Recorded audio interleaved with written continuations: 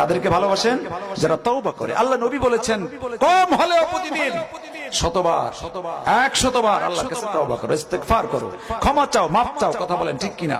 আমরা প্রতিদিন যেই পরিমাণ গুনাহ আল্লাহর সঙ্গে করি, যেই পরিমাণ নেয়ামত ভোগ করে তার নাফরমানি করি, যদি তওবা না করে, আল্লাহর ক্ষমা না চাই, তাহলে তো আল্লাহ ক্ষমা করবেন না। ভাইরা আমার খেয়াল করেন, তওবা করার 3টি শর্ত আছে। কয়টি? জোরে বলেন কয়টি? 3টি।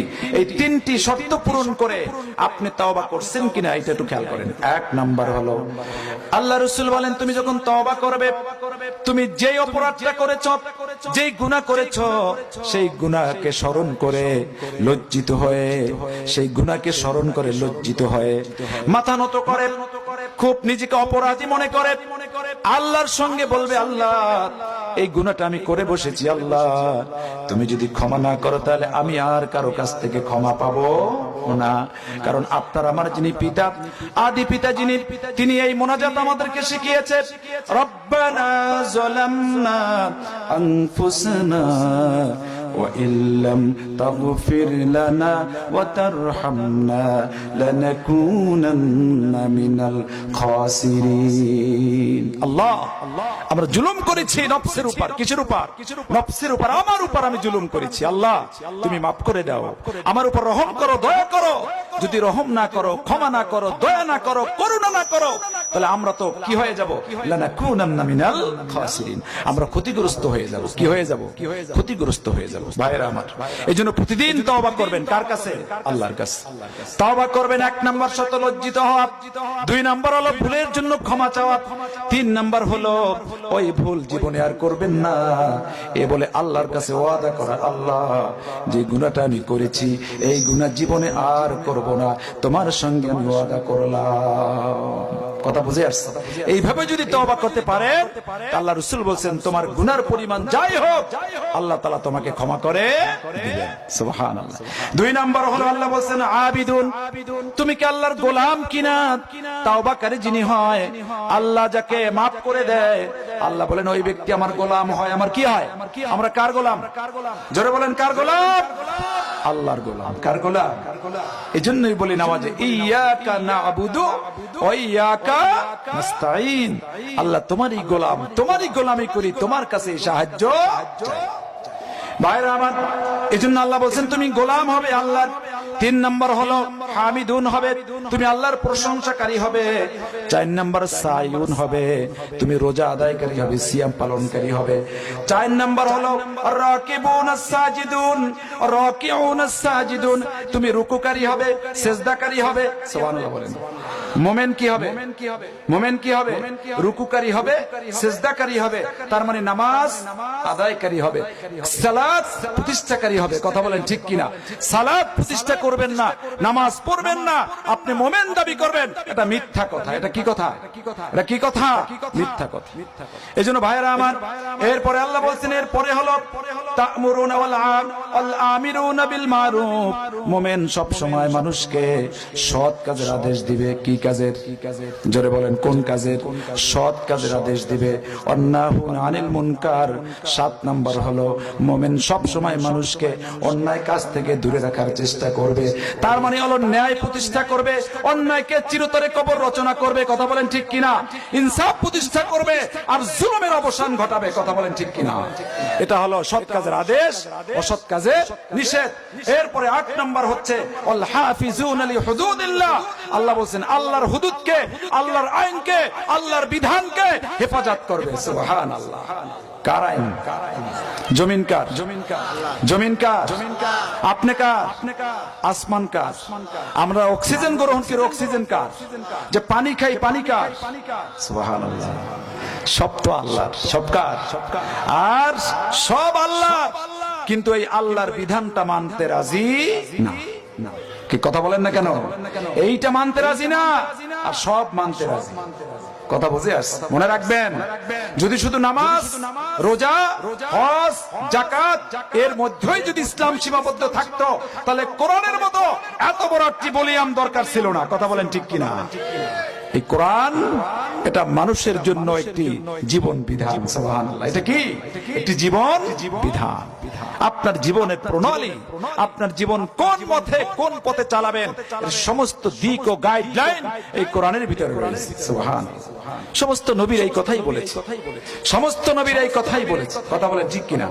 খেয়াল করেন, হযরত মূসা আলাইহিস সালাতু ওয়াস সালাম, তার সময় যিনি কাফের ছিলেন, তার যিনি শত্রু ছিলেন, তিনি ছিলেন কে? ফেরাউন। কে ছিলেন? ফেরাউন। খেয়াল করেন ভাইরা আমার, এক নষ্ট পতিতালান নারীকে মূসা আলাইহিস সালাতু ওয়াস সালামের ব্যাপারে একটা মিথ্যা, আজগুবি মিথ্যা তার চরিত্রের উপর বলবে, এই জন্য মহিলাকে সাজিয়ে ওই একটা বিশাল অনুষ্ঠান করে, সেখানে হযরত মূসাকে ডেকেছে, মূসা তুমি আসো, তোমার সাথে কথা আছে। তোমার সাথে কি আছে? কথা আছে। ওই নষ্ট মহিলাকে বলছে, সে দাঁড়িয়ে বলবে আমার সঙ্গে মূসা আলাইহিস সালাম খারাপ আচরণ করেছে। বলে নাউজুবিল্লাহ। এই যে মিথ্যা প্রবণতা, প্রপাগান্ডা একজন ভালো মানুষের উপর, এই যে তোহমাত, এইটা শুরু হয়েছে কার থেকে? ওই ফেরাউন থেকে। কোন জায়গা থেকে? ফেরাউন থেকে শুরু হয়েছে।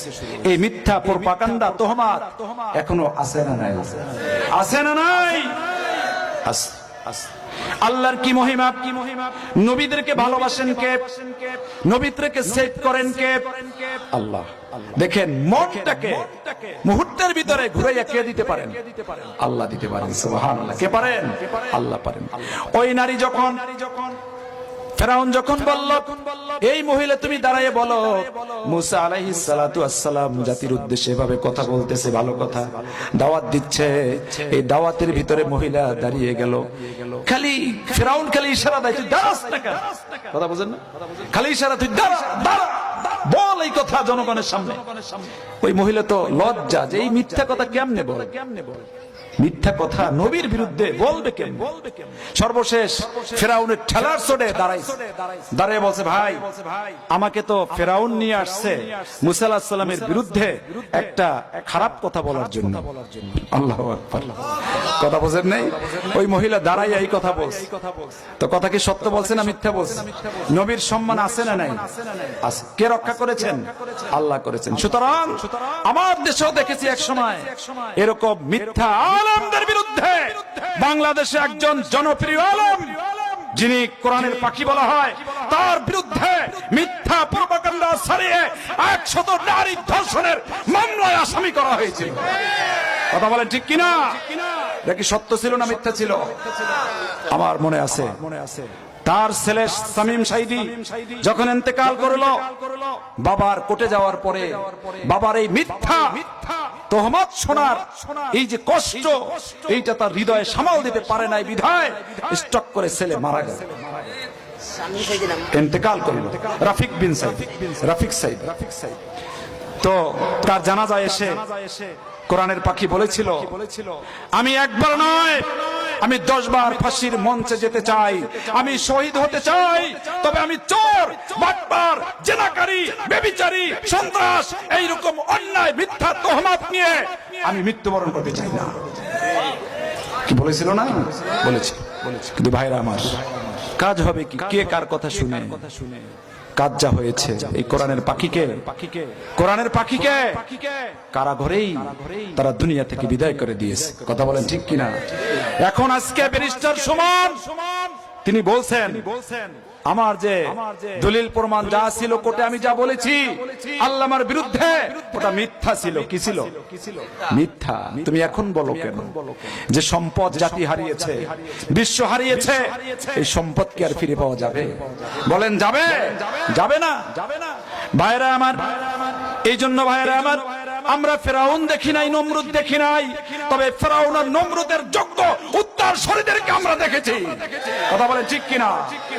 তাদেরকে দেখেছি। ভাইরা আমার, কোরআন বুঝতে হবে। এখনো সেদিন নবীদের সঙ্গে ওই কাফেরদের একটা কারণে শত্রুতা ছিল, তারা বুঝতো যে এই নবীদেরকে মানার মানে হচ্ছে আমাদের ব্যক্তি সত্তাকে বিসর্জন দেওয়া। আমি ব্যক্তি সত্তায় আমার মতে সমাজ চলবে না, আমার মতে দেশ চলবে না, আমার মতে রাষ্ট্র চলবে না, রাষ্ট্র চলবে আল্লাহর বিধানে, নবীদের নেতৃত্বে। কথা বলেন ঠিক কিনা? এইটাই ছিল তাদের সবচেয়ে বড় প্রতিবন্ধকতা। আর কোনো সমস্যা ছিল না। ভাইরা আমার, ঠিক আজকে আমি যেই সূরাটি তেলাওয়াত করেছি, সূরা লাহাব, নাম কি? জোরে বলেন, কি নাম? লাহাব। আল্লাহ রাসূলের কাছে যখন এই আয়াত নাজিল হলো, হে নবী, আপনার আপনজনদেরকে আপনি দাওয়াত দেন, আপনজনদেরকে আপনি দাওয়াত দেন। আল্লাহ রাসূল সাফা পাহাড়ে উঠলেন। সাফা পাহাড়ে উঠে আল্লাহ রাসূল ডাকলেন, আব্দুল মুত্তালিব, ও কুরাইশ বংশ লোকেরা, ও আমার মেয়ে ফাতেমা, ও আমার ফুফু সুফিয়া, আসো সবাই আসো, আমার কথাটা শোনো। সাবাহাল খায়র, ইয়া সাবাহ, ডাক দিলেন সবাইকে। মক্কায় যখন সকালবেলা ইয়া সাবাহ বলে ডাক দিত, সবাই ছুটে আসতো, কি যেন বিপদ হয়েছে, কি যেন বিপদ হয়েছে। সবাই ছুটে আসলো, ছুটে এসে সবাই দেখলো চোখ বুঝতে, চোখ ঘুমান্ত অবস্থায়, চোখ ডলতে ডলতে সবাই সাফার পদদেশে হাজির হয়ে গেল। সাফা পাহাড়ের পদদেশে হাজির হয়ে যারা দেখলো, তিনি হচ্ছেন আর কেউ নয়, নবী মুহাম্মদুর রাসূলুল্লাহ সাল্লাল্লাহু আলাইহি ওয়াসাল্লাম। তারা সবাই দেখলেন নবীকে। কাকে দেখলেন? নবীকে দেখলেন। সবাই বলছে, কিরে, তার চাচা আবু তালেব, সবাই আসলেন, এই আবু লাহাব, সব চাচারা সবাই আসলেন, কারণ মুহাম্মদ ডাক দিয়েছে। বিষয়টা কি বিপদ, কি বিপদ সংকেত। আল্লাহ নবী বললেন, ও আমার চাচারা, ও আমার বংশের লোকেরা, ও আমার প্রতিবেশীরা, শোনো, আমি নিশ্চিত দেখতেছি তোমাদের কর্মকাণ্ড যা তোমরা করো, তোমাদের কর্মকাণ্ড যা করো, তাতে অবশ্যই কিয়ামতের ময়দানে তোমাদেরকে জাহান্নামেই যেতে হবে। কোথায়? তোমাদের কর্মকাণ্ড প্রমাণ করে তোমাদেরকে জাহান্নামে যেতে হবে। তোমরা, আমি যদি বলি, এই পাহাড়ের উল্টা দেশে তোমাদের জন্য শত্রু অপেক্ষা করছে, এই শত্রু বাহিনী যে কোনো সময় তোমাদের উপর আক্রমণ করবে, হয় সকালে না হয় বিকালে।